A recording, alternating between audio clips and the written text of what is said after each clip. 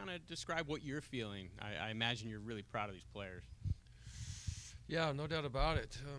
Especially on senior day, to send the seniors up the ramp with a victory is great. It's another game, and we have one more to go.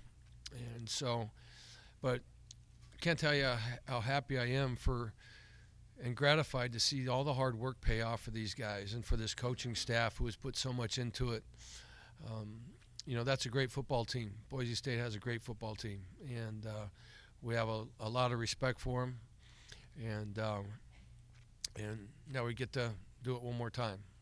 So a lot of hard work going into this week coming up. But for tonight, we can enjoy this. Our guys can feel good about themselves, and especially the seniors. It's a great honor for them to leave the stadium today with a victory.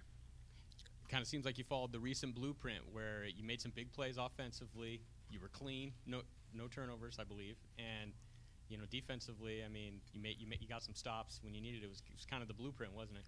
Yeah, there were no turnovers on either side for them or us, and it was a really clean game, hard-fought game. Some big plays in there. Our defense stepped up on a couple short yardage situations, did a really nice job. And, we made some big plays in the passing game, which was great. And so it was just a hard-fought game. It could have went either way, and I'm sure it's going to be the same next week. You've been telling us, like during your Monday press conferences, about what this stadium can be like. You've experienced it yourself as a player and as a coach. Did it kind of feel like that today? That was much more like it, yeah. Yeah, it was the first time I heard the Fresno State chant, and the stadium was really rocking, and saw the wave get going in there, and thought, that's awesome, And so I want to thank all the fans for coming out and sending these guys off the right way. Appreciate their support out there, and it makes a big difference. It really does for our players, for the other team coming in here. It makes it a hostile environment. So I really appreciate our fans for coming out and creating that environment today.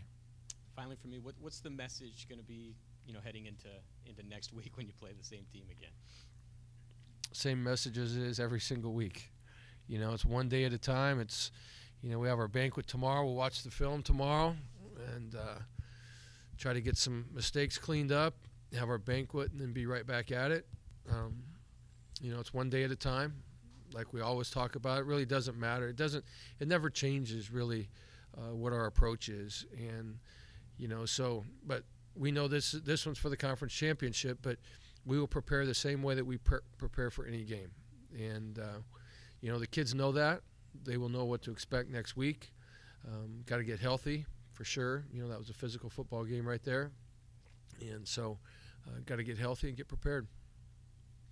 Coach, you can't really lobby a computer program, but are you planning on lobbying any of the members of the football committee to, rank the Bulldogs in the top 25 and get the Mountain West Championship game in Fresno next Saturday? No, I don't. I'm not a lobbyer. I don't know how to lobby. It's, it kind of is what it is. I think it's gonna be made tonight or tomorrow or whatever, and I'm not, so no, I'm not. It's out of our hands. We've done, what we can do, and it is what it is. So, we'll take it, and we go there. That's fine. Well, that's what we expected anyway. So we didn't even go into this game thinking if we win this game we can keep home field advantage.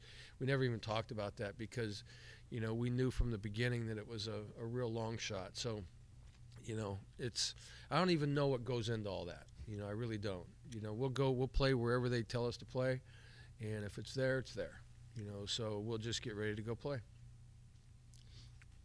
Were you at all involved in the play call on the long touchdown to Keyshawn on the first play of the drive after Boise scored? And even if you were, you weren't. The thinking to go for the jugular, to go for a deep ball right there? Well, we had one on the right hash and one on the left. We tried to stay aggressive, and when Kalen said he was going to call that, I said that's great, and he just popped open, and it was an excellent throw, and so we had a couple big plays dialed up right there that we were gonna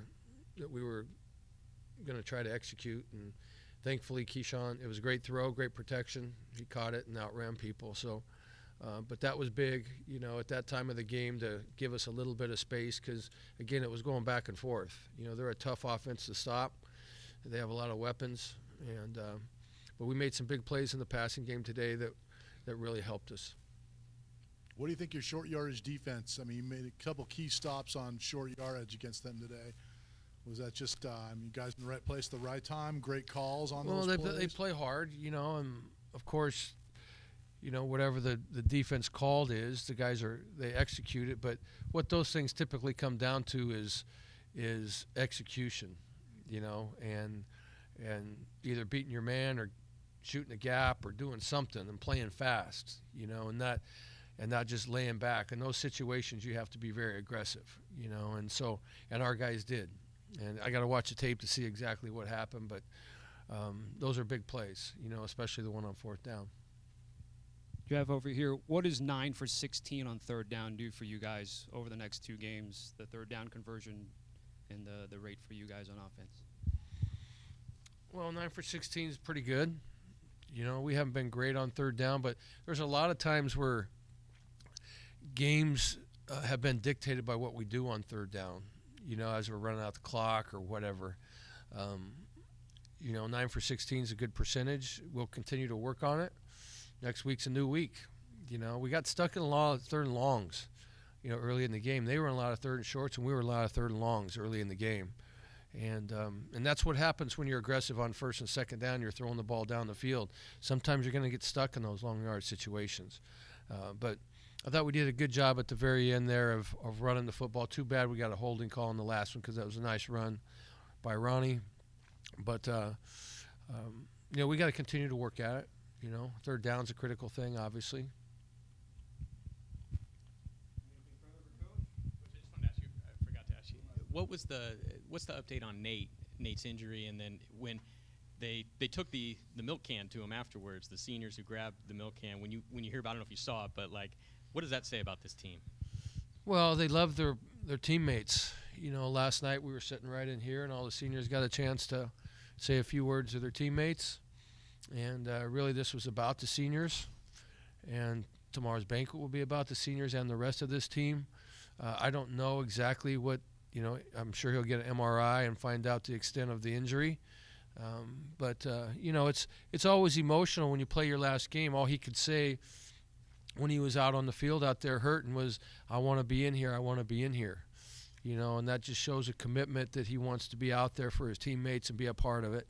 And he's been a major part of it, you know, through the whole thing. And I go back all the way to January when we got here as far as the leadership and guys who have bought into things. Nate's been one of those guys. And so, you know, it's heartbreaking to see him laying on the field in his last game in this stadium. I hope everything is fine with him once the MRI happens. But, you know, he's been great for this football team. All right, well, let Coach go at this time. Thank you. Thank you.